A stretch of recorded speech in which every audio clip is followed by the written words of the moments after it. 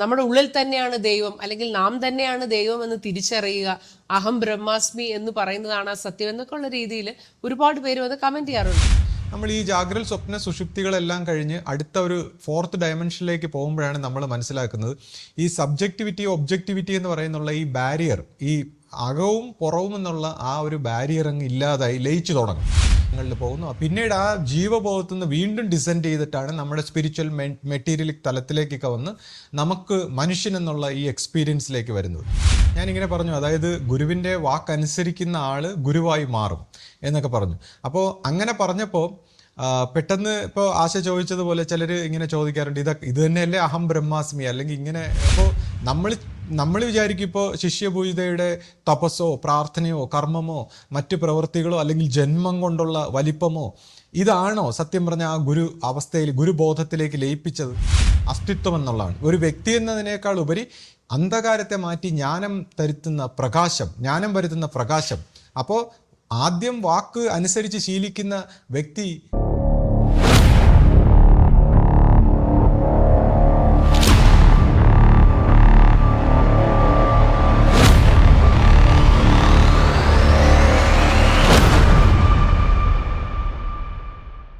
സദ്ഗുരുവേ ശരണം. എല്ലാവർക്കും life ഡിവൈൻ്റെ spiritual ടോക്സിലേക്ക് സ്വാഗതം. ഇപ്പോൾ കഴിഞ്ഞ വീഡിയോയിൽ നമ്മൾ പറഞ്ഞത് ഗുരുമാർഗത്തെക്കുറിച്ച്, ഗുരുമാർഗത്തിലൂടെ നമുക്ക് എങ്ങനെ ദൈവ സാക്ഷാത്കാരത്തിലേക്കൊക്കെ എത്താമെന്നും അതുപോലെ പ്രകൃതി, മനസ്സ്, പ്രപഞ്ചം, ദൈവം, ഇതിനെക്കുറിച്ചൊക്കെ നമ്മൾ വിശദമായിട്ട് സംസാരിക്കുകയുണ്ടായി. അപ്പോൾ ചിലരിങ്ങനെ കമൻറ്റ് ചെയ്യാറുണ്ട്, ദൈവം പുറത്തല്ല, ദൈവം അകത്താണ്, നമ്മുടെ ഉള്ളിൽ തന്നെയാണ് ദൈവം, അല്ലെങ്കിൽ നാം തന്നെയാണ് ദൈവം എന്ന് തിരിച്ചറിയുക, അഹം ബ്രഹ്മാസ്മി എന്ന് പറയുന്നതാണ് ആ സത്യം എന്നൊക്കെ ഉള്ള രീതിയിൽ ഒരുപാട് പേരും അത് കമന്റ് ചെയ്യാറുണ്ട്. അപ്പൊ ശ്രീ അതിനൊക്കെ മറുപടി കൊടുക്കുമ്പോൾ ശ്രീ പറയാറുണ്ട്, നമ്മൾ അഹം ബ്രഹ്മാസ്മി എന്ന് പറയുന്നത് ശരിയല്ല. കാരണം അത് നമ്മൾ സാക്ഷാത്കരിക്കേണ്ട കാര്യമാണ്, അത് നമ്മളിങ്ങനെ പറഞ്ഞു നടക്കേണ്ട ഒരു കാര്യമല്ല, അത് ഉള്ളിൽ സാക്ഷാത്കരിക്കേണ്ടതാണെന്ന് ശ്രീ മറുപടി പറയാറുണ്ട്.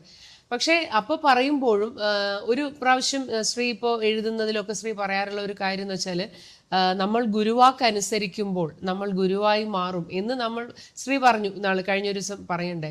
അപ്പോൾ അങ്ങനെ പറയുമ്പോൾ അത് അഹം ബ്രഹ്മാസ്മി എന്ന് പറയുന്നതിന് പോലെ തന്നെയല്ലേ, നമ്മൾ ഗുരുവാക്കനുസരിക്കുമ്പോൾ നമ്മൾ ഗുരുവായി മാറും എന്ന് പറയുമ്പോൾ വീണ്ടും അവർ പറഞ്ഞ പോലെ ആ അഹം ബ്രഹ്മാസ്മി എന്ന് പറയുന്ന ഒരു ഭാഗത്തേക്ക് തന്നെയല്ലേ അത് വരുന്നത്.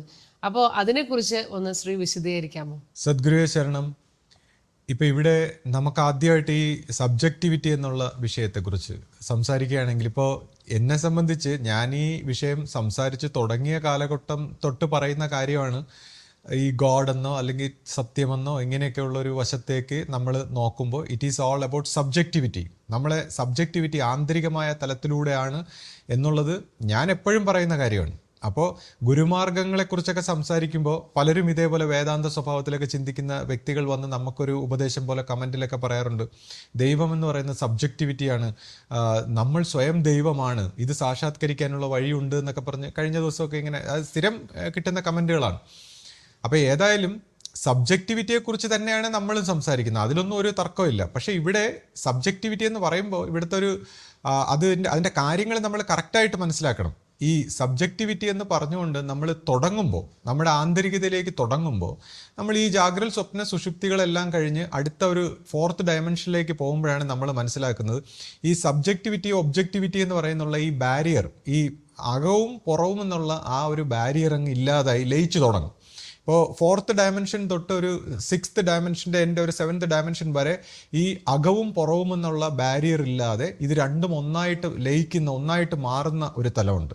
അതിനുശേഷമാണ് ദ ഹോൾ എൻറ്റയർ ക്രിയേഷൻ്റെ ഒരു ട്രാൻസെൻഡൻസ്, ഒരു കംപ്ലീറ്റ് റാഡിക്കലായിട്ടുള്ളൊരു ഷിഫ്റ്റ് സംഭവിക്കുന്നത്. അപ്പോൾ എന്തായാലും നമ്മൾ അകത്തൂടെ പോയി അകത്തുള്ളത് തന്നെയാണ്, അതായത് ഒബ്സർവർ ഈസ് ദ ഒബ്സർവ്ഡ്. അകവും പുറവും എങ്ങനെ ഒരു റിലേറ്റഡ് ആണ് എന്നൊക്കെയുള്ള ഒരു വിഷയത്തിലാണ്. അപ്പോൾ അവിടെയാണ് നമ്മളിപ്പോൾ ഗുരു പുറത്തെന്ന് പറയുമ്പോൾ ഈ വേദാന്തികൾക്കും ഒരുപാട് വ്യക്തികൾക്ക് ഈ പുറത്തുള്ള ഗുരുവിനെ കുറിച്ച് പറയുമ്പോൾ ഭയങ്കര വിഷമമാണ്. ഒരു ഈഗോയിസ്റ്റിക് ആയിട്ട് ചിന്തിക്കുമ്പോൾ പുറത്ത് ഗുരു എന്ന് പറയുമ്പോൾ അവർക്കത് അക്സെപ്റ്റ് ചെയ്യാൻ പറ്റുന്നില്ല. അവർക്ക് ആ സബ്ജക്റ്റിവിറ്റിയിലൂടെ പോകുമെന്ന് പറയുമ്പോൾ ആ ഒരു ഈഗോയിസ്റ്റിക് സാറ്റിസ്ഫാക്ഷൻ ഉണ്ട്. പക്ഷെ ഇവിടെ അകവും പുറവും ഒന്നാകുന്ന ഒരു തലത്തിലേക്ക് നമ്മൾ ആ ഒരു ഡയമെൻഷനിൽ പോകുമ്പോൾ പിന്നെ ഗുരുവിനെ അംഗീകരിക്കാൻ എന്താണ് പ്രശ്നം? പുറത്തുള്ള ഇനി ആ പുറത്തുള്ള ഗുരുവും ഈ പറയുന്ന സത്യത്തിന്റെ ആന്തരികമായിട്ട് പോയി കഴിഞ്ഞാൽ സത്യത്തിന്റെ ഭാഗം തന്നെ ആണല്ലോ. അപ്പോൾ പിന്നെ അത് അംഗീകരിക്കാൻ എന്താണ് വിഷമം? അത് അംഗീകരിക്കാനുള്ള വിഷമം അഹന്തയുടെ ഒരു ഡിസ്റ്റർബൻസ് ആണ്. അത് ഒന്നാമത്തെ വിഷയം. പിന്നെ രണ്ടാമത്തെ വിഷയം, നമ്മൾ എന്തിനാണ് അങ്ങനെ പുറത്തുള്ള ഒരു ഗുരുവിനെ, അത് വെറുതെ ഒരു ഗുരു എന്നുള്ളതല്ല, ഈ ഒരു സത്യത്തെ സാക്ഷാത്കരിച്ച ഗുരുവിനെ അംഗീകരിക്കുമ്പോൾ ആ ഗുരുവിനെ സംബന്ധിച്ച് ഈ അൺകോൺഷ്യസ് ആയിട്ടുള്ള ഒരു ബാരിയറും ഇല്ലാതെ, മൈൻഡിൻ്റെ യൂണിവേഴ്സൽ തലങ്ങളിലുള്ള അൺകോൺഷ്യസ് ബാരിയർ ഇല്ലാതെ ആ ദൈവികമായ ഗുരുപ്രകാശം ഒരു തടസ്സവുമില്ലാതെ വരുമ്പോൾ, നമ്മളിപ്പോൾ അകത്താണെന്ന് പറയുമ്പോഴും നമ്മുടെ മനസ്സിൻ്റെ അൺകോൺഷ്യസ് ലേയേഴ്സ്, ഒരുപാട് ലേയേഴ്സ് ഇങ്ങനെ അൺകോൺഷ്യസ് ആയിട്ട് ഇരുളടഞ്ഞിരിക്കുന്ന ഒരു തലത്തിലൂടെ നമ്മുടെ അകത്തു നിന്ന് വരുന്ന പ്രകാശം നമ്മുടെ മനസ്സിലേക്ക് വരുന്നില്ല, അല്ലെങ്കിൽ അത് ഡിസ്ട്രോയിറ്റഡ് ആയിട്ട് പോകുന്നു. അൺകോൺഷ്യസ് തലത്തിലൂടെ പാസ് ചെയ്ത് വരുമ്പോൾ ഡിസ്ട്രോയിറ്റഡ് ആയിട്ട് പോകും. നമ്മളൊരു തെറ്റായ ഒരു കൺസെപ്റ്റാണ്, ഒരു വിപരീത ജ്ഞാനമാണ് നമുക്ക് നമ്മുടെ അജ്ഞാനാവസ്ഥയിൽ ലഭിക്കുന്നത്. സെൻസസും മൈൻഡും എല്ലാം കൂടെ ചേർന്നിട്ട് ഒരു വിപരീത അജ്ഞാനാവസ്ഥയിലാണ് നമ്മൾ. അപ്പോൾ അജ്ഞാനാവസ്ഥയിൽ ഇരുന്നുകൊണ്ട് നമ്മൾ ശരിയായ കാര്യം പറഞ്ഞാലും നമ്മൾ അജ്ഞാനാവസ്ഥയിൽ തന്നെയാണ്. നമ്മൾ എന്ത് തത്വങ്ങളോ വേദാന്തങ്ങളോ ഉപനിഷത്തുകളോ ഒക്കെ ജപിച്ച് പറഞ്ഞുകൊണ്ടൊക്കെ ഇരുന്നാലും അജ്ഞാനാവസ്ഥ കൂടുതൽ തിക്കാവേ ഉള്ളൂ. അപ്പം ജ്ഞാനാവസ്ഥയിൽ ഇത് സാക്ഷാത്കരിച്ച് ആ പ്രകാശത്തിൻ്റെ വക്താവായി മാറിയ ഗുരുവിനെ നമ്മൾ അംഗീകരിച്ച് ആ ഗുരുവിൻ്റെ സമർപ്പിച്ചൊക്കെ ജീവിക്കുമ്പോൾ എന്ത് പറ്റുമെന്ന് വെച്ചാൽ, നമ്മുടെ ആന്തരികത തന്നെ ഈ അൺകോൺഷ്യസ് ബാരിയേഴ്സ് എല്ലാം പോയി നമ്മൾ ഈ പറഞ്ഞ സത്യത്തിൻ്റെ ആ പ്രകാശത്തിൻ്റെ ധാരയിലേക്ക് സ്വയം ഉള്ളിൽ തന്നെ സാക്ഷാത്കരിക്കുന്നു. അതിനൊന്നും ഒരു സംശയമില്ല. അവനവൻ്റെ ജേണി എപ്പോഴും ഉള്ളിലോട്ട് ആ പൂർണ്ണമായ ആ കേന്ദ്രത്തിലേക്കാണ്. പിന്നെ ഇപ്പോൾ നമ്മൾ ഈ സംസാരിച്ച് വരുമ്പോൾ പലരും ഇപ്പോൾ ഒരു ഈഗോയുടെ സമൂലമായ പരിവർത്തനത്തെക്കുറിച്ച് പറയുമ്പോൾ, അല്ലെങ്കിൽ ദൈവികമായ ഒരു തലത്തിലേക്ക് ലയിക്കുന്നതിനെ കുറിച്ചൊക്കെ പറയുമ്പോൾ, അല്ലെങ്കിൽ ഇപ്പോൾ അഹം ബ്രഹ്മാസ്മി എന്നൊക്കെ പറയുന്ന ഒരു തലത്തിലേക്ക് ഇവിടെ ഒരുപാട് കൺഫ്യൂഷൻസ് ഉണ്ട്. അപ്പോൾ ഇതിനെക്കുറിച്ച് നമ്മൾ മനസ്സിലാക്കേണ്ടത് ഈ പല തലങ്ങളുണ്ടെന്നുള്ളതാണ്. ഇപ്പം മെറ്റീരിയലിസ്റ്റിക്, ഞാൻ കഴിഞ്ഞ ദിവസം പറഞ്ഞു, മെറ്റീരിയലിസ്റ്റിക് ആയിട്ടുള്ളതും മെൻ്റൽ ആയിട്ടുള്ളതും സ്പിരിച്വൽ ആയിട്ടുള്ളതൊക്കെ തലങ്ങൾ. ഇപ്പം നമ്മളൊരു ട്രയാങ്കിൾ പോലെ ചിന്തിച്ച ഏറ്റവും ബേസ് ആയിട്ടുള്ള സ്ഥലത്ത് ഒരുപാട് പല ഡൈവേഴ്സ് ആയിട്ട് പോകുമ്പോൾ, അകത്തോട്ട് പോകുമ്പോൾ ഇത് ഒരു യൂണിറ്റി ഒന്നായിട്ട് പോവുകയാണ്. അപ്പോൾ ഈ ദൈവികമായിട്ടുള്ള അതിൻ്റെ കോറായിട്ടുള്ള സെൻറ്ററിൽ ഒന്നായിട്ടിരിക്കുന്നത് ഒരു പ്രത്യേക തലത്തിലേക്ക് വരുമ്പോൾ ഇതേ ആ ദൈവികത തന്നെ റിഫ്ലക്റ്റഡ് ആയിട്ട് അനേക ജീവാത്മാക്കളായിട്ട് റിഫ്ലക്റ്റഡ് ആയിട്ട് മാറുന്നു. അതായത് ഈ ദൈവിക ചൈതന്യം റിഫ്ലക്റ്റഡ് ആയിട്ട് ജീവബോധത്തിൽ അനേക തലങ്ങളിൽ പോകുന്നു. പിന്നീട് ആ ജീവബോധത്തിൽ നിന്ന് വീണ്ടും ഡിസെൻഡ് ചെയ്തിട്ടാണ് നമ്മുടെ സ്പിരിച്വൽ മെറ്റീരിയലിക് തലത്തിലേക്കൊക്കെ വന്ന് നമുക്ക് മനുഷ്യൻ എന്നുള്ള ഈ എക്സ്പീരിയൻസിലേക്ക് വരുന്നത്. അപ്പം ജീവൻ എന്ന തലത്തിൽ ഇപ്പോൾ പലർക്കും ഈ ജീവബോധം ദൈവബോധത്തിൽ ലയിക്കുന്നതിനെ കുറിച്ചൊക്കെ ചിന്തിക്കുമ്പോൾ ഈഗോയിസ്റ്റിക് ആയിട്ടുള്ള ഒരു തോട്ട് പ്രോസസ്സിൽ അതൊരു വിഷമമാണ്. കാര്യം അങ്ങനെ ഒരു ലയിക്കുന്ന സ്വഭാവം, അവരുടെ ഒരു അസ്തിത്വം ഇല്ലാതാവുന്നു. ഇപ്പോൾ ജീവാത്മാക്കളും അനന്തമായി ഇറ്റേണലാണ്, പരമാത്മാവും ഇറ്റേണലാണ്, ജീവാത്മാവും ഇറ്റേണലാണ്, അനന്തമായിട്ട് എക്സിസ്റ്റ് ചെയ്യാമെന്നൊക്കെ ഉള്ളൊരു കൺസെപ്റ്റ് ഒരു തലമുണ്ട്. അത് ശരിയാണ്. ഒരു ജീവാത്മാക്കളായിട്ട് സെപ്പറേറ്റ് ആയിട്ടുള്ള ഒരു തലം വരെ പരിണമിച്ചാൽ മതിയെന്നുള്ളവരെ സംബന്ധിച്ച് അനന്തമായി ജീവാത്മാവായിട്ട് തുടരാം, അവരുടെ ആ ഒരു സ്റ്റേറ്റിലേക്ക് ഇങ്ങനെ തുടരാം. അതല്ല, അത് പൂർണ്ണമായിട്ടും ആ സത്യത്തിലേക്ക് മേർജ് ചെയ്യണമെന്ന് പറയുമ്പോൾ, അല്ലെങ്കിൽ മേർജ് ചെയ്ത് പോകുമ്പോൾ, ഒരു പക്ഷേ ഈ ജീവൻ്റെ ഒരു സ്വഭാവം ഏതെങ്കിലും ഒരു രീതിയിൽ ഇതിനെ ഐഡൻറ്റിറ്റി ആ ദൈവികമായ ഒരു സത്യത്തിൻ്റെ ഭാഗത്ത് സൂക്ഷിക്കുന്നോ, അത് പൂർണ്ണമായി ലയിക്കുന്നോ, അതെങ്ങനെയാണെന്നൊക്കെ ഉള്ളത് അത് ആ ഹയർ ഡയമെൻഷനിലേക്ക് പോകുമ്പോൾ, ഇപ്പോൾ ഗുരുവിൻ്റെ ജന്മത്തെക്കുറിച്ച് പറയുമ്പോൾ മാറ്റി നിർത്തിയപ്പെട്ടിരുന്ന ഒരു ജീവനാണ് ആ ബ്രഹ്മ നിശ്ചയ, ആ സുപ്രീം ഇൻ്റലിജൻസിൻ്റെ ഒരു തലത്തിൽ മാറ്റി നിർത്തപ്പെട്ടിരുന്ന ഒരു ജീവനാണെന്നൊക്കെ പറയുന്നു. അപ്പോൾ അതെല്ലാം വെച്ചിട്ട് ഈ സുപ്രീം ഗോഡിലേക്ക് പരിണമിക്കുന്ന വിഷയങ്ങളെക്കുറിച്ചൊക്കെ പല രീതിയിലുള്ള ഒരു സംശയങ്ങൾ നമ്മൾ സംസാരിച്ച് കേൾക്കാറുണ്ട്. പക്ഷേ അത്തരത്തിലുള്ള സംശയങ്ങൾ അതെന്തോ ആകട്ടെ, എന്തായാലും നമ്മൾ ഈ ജീവാത്മാക്കൾ എന്ന് പറയുന്ന ഒരു തലം, ഹയർ സുപ്രീമായിട്ടുള്ളൊരു തലം, ഇതിലെങ്ങനെ മേർജ് ചെയ്യണം, എങ്ങനെ പോണ്ട എന്നൊക്കെയുള്ള പല രീതിയിലുള്ള കൺസെപ്റ്റുകളുണ്ട്. അപ്പോൾ ഈ കൺസെപ്റ്റുകളെക്കുറിച്ച് നമ്മൾ പറയേണ്ട കാര്യമില്ല, അത് ഓരോരുത്തരും അവരവരുടെ പരിണാമത്തിലൂടെ അനുഭവിച്ച് തെളിയേണ്ട കാര്യമാണ്.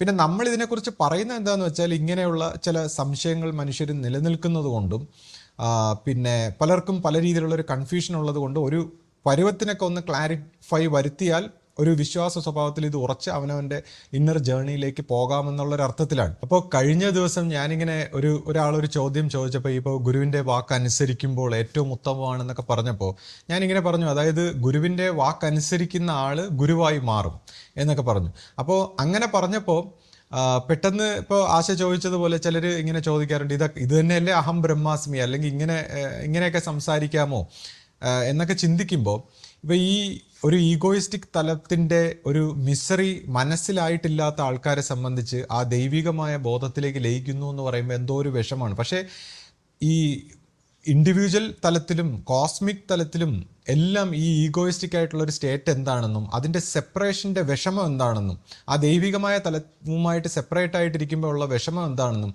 ഈ പ്രകൃതിയിലെല്ലാം ലയിച്ചു ചേരുമ്പോഴാണ് ആനന്ദമെന്നും തിരിച്ചറിഞ്ഞവരെ സംബന്ധിച്ച് ഈ ഒന്നായിട്ട് ലയിക്കുന്നതിൻ്റെ ഒരു ആനന്ദവശം മനസ്സിലാവും. അല്ലെങ്കിൽ ഭക്തിയിലും മറ്റ് സ്നേഹത്തിലും ഒക്കെ ഈ ലയിച്ച് ചേരുന്നതിൻ്റെ ഒരു ആനന്ദം എന്താണെന്ന് മനസ്സിലായിട്ടുള്ളവർക്കേ അതറിയാൻ പറ്റും. ഇപ്പോൾ സെപ്പറേറ്റ് ആയിട്ട് നിൽക്കുന്ന ഒരു അസ്തിത്വത്തിൻ്റെ ദുഃഖം, അത് കോസ്മിക് തലത്തിൽ പോലും ആ ദുഃഖം മനസ്സിലായിട്ടുള്ള ജീവനുകൾക്ക്, അല്ലെങ്കിൽ വളരെ മെച്ചുറായിട്ടുള്ള ഒരു ജീവനുകൾക്ക് ഇതിൻ്റെ ഒരു കൺസെപ്റ്റ് മനസ്സിലാവും.